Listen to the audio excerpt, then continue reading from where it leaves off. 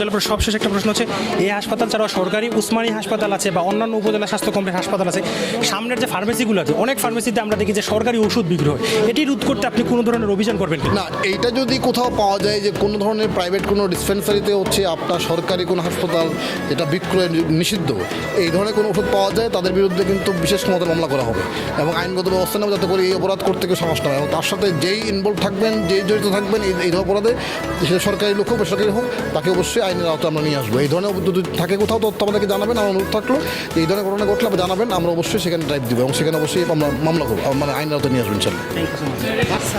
মাননীয় জেলা প্রশাসক, লাখ প্রশ্ন, এই যে হাসপাতাল যেটা বিশ্বনাথ আসতে আসলেন, সমান অবস্থা কিন্তু উপজেলার অন্যান্য হাসপাতালগুলিতে, বাকিগুলো থেকে আপনি পরিদর্শনে যাবেন? আমরা ইতিমধ্যে বেশ কয়েকটা গিয়েছি, ওসমানীনগরে গিয়েছি, গোলাপগঞ্জে গিয়েছি, বিয়ানাবাজার গিয়েছি, কানাইঘাটে গিয়েছি এবং হচ্ছে আমরা গোয়েনগাঁওটা আমরা গিয়েছি। তো আমরা সবগুলোতে কম বেশি সমস্যাগুলি আছে, আমরা টার্ন বাই টার্ন চেষ্টা করছি সমস্যার সমাধান হতে।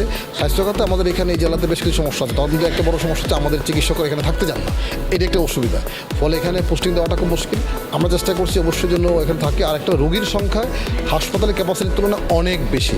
আপনি ধরুন আমাদের উসমান মেডিকেলে, সেখানে 900 বেডের হাসপাতাল বর্তমানে সেখানে প্রায় 2,500-3,000 রোগীর বিল করতে হয়, সব জায়গায় সমস্যা, উপজেলাতে সমস্যা। আর আরেকটা আমাদেরও বুঝতে হবে যে আমরা আসলে রোগী চিকিৎসা দিয়ে কি আসলে করবো, নাকি রোগ যাতে কম হয় সেই ব্যবস্থা আমরা নেব।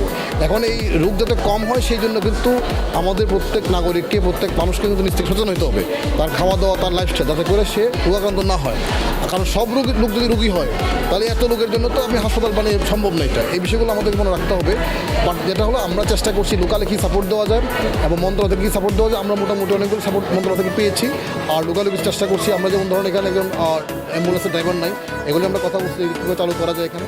তো আমরা আশা করছি হয়তো আমরা কিছুদিন কাজ করলে এই সমস্যাটা অনেকাংশে কাটবে ইনশাআল্লাহ। মাননীয় জেলা প্রশাসক, সবশেষ একটা প্রশ্ন হচ্ছে, এই হাসপাতাল ছাড়াও সরকারি উসমানী হাসপাতাল আছে বা অন্যান্য উপজেলা স্বাস্থ্য কমপ্লেক্স হাসপাতাল আছে, সামনের যে ফার্মেসিগুলো আছে, অনেক ফার্মেসিতে আমরা দেখি যে সরকারি ওষুধ বিক্রি হয়, এটি রোধ করতে আপনি কোনো ধরনের অভিযান করবেন কি? না, এইটা যদি কোথাও পাওয়া যায় যে কোনো ধরনের প্রাইভেট কোনো ডিসপেন্সারিতে হচ্ছে আপনার সরকারি কোনো হাসপাতাল যেটা বিক্রয় নিষিদ্ধ, এই ধরনের কোনো ওষুধ পাওয়া যায়, তাদের বিরুদ্ধে কিন্তু বিশেষ ক্ষমতা মামলা করা হবে এবং আইনগত ব্যবস্থা নেবে, যাতে করে এই অপরাধ করতে কেউ সাহস না হয় এবং তার সাথে যেই ইনভলভ থাকবেন, যেই জড়িত থাকবেন এই অপরাধে, সেটা সরকারি লোক হোক বেসরকারি হোক, তাকে অবশ্যই আইনের আওতায় আমরা নিয়ে আসবো। এই ধরনের যদি থাকে কোথাও তথ্য আমাদেরকে জানাবেন, আমার অনুরোধ থাকলো এই ধরনের ঘটনা ঘটলে আপনি জানাবেন, আমরা অবশ্যই সেখানে ড্রাইভ দিব এবং সেখানে অবশ্যই আমরা মামলা করবো, মানে আইনের আওতায় নিয়ে আসবো ইনশাআল্লাহ। Thank you so much.